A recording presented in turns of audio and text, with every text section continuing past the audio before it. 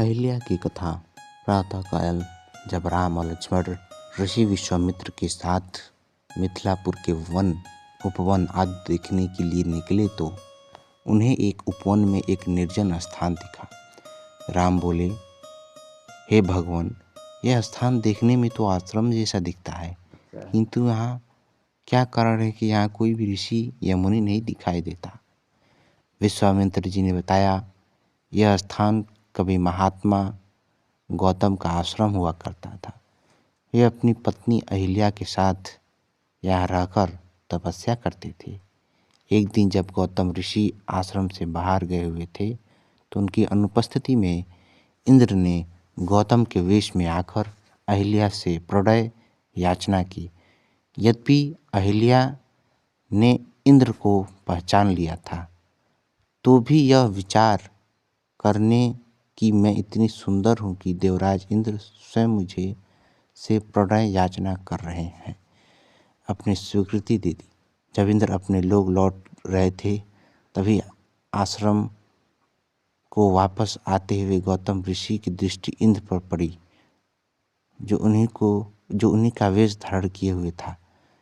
वे सब कुछ समझ गए और उन्हें इंद्र को श्राप दे दिया। इसके बाद उन्होंने अपनी पत्नी को श्राप दे दिया, हे दुराचारी, तू 1000 वर्ष तक केवल हवा पीकर कष्ट उठाती हुई यहाँ राख में पड़ी रहे। जब राम इस वन में प्रवेश करेंगे तभी उनकी कृपा से तेरा उद्धार होगा, तभी तू अपना पूर्व शरीर धारण करके मेरे पास आ सकेगी।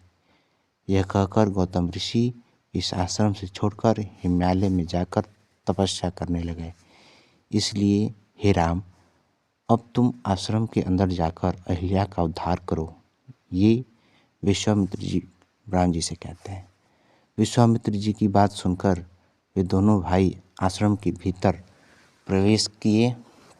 वहाँ तपस्या में निरत अहिल्या कहीं दिखाई नहीं दे रही थी, केवल उसका तेज संपूर्ण वातावरण में महसूस हो रहा था। जब अहिल्या की दृष्टि राम पर पड़ी तो उसने पवित्र दर्शन पाकर एक बार फिर सुंदरी नारी के रूप में दिखाई देने लगी।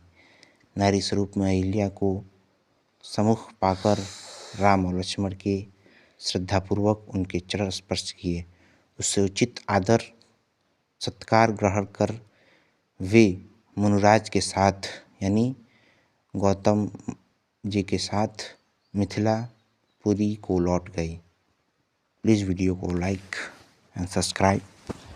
इस तरह की वीडियो बनाने में बहुत मेहनत लगती है, तो प्लीज़ करके मेरी वीडियो को लाइक एंड सब्सक्राइब करें। ये एक कथा है और इस कथा को ज़्यादा से ज़्यादा लोगों के पास शेयर करें। इस तरह की वीडियो बनाने में बहुत मेहनत लगती है। Please like. Thank you so much.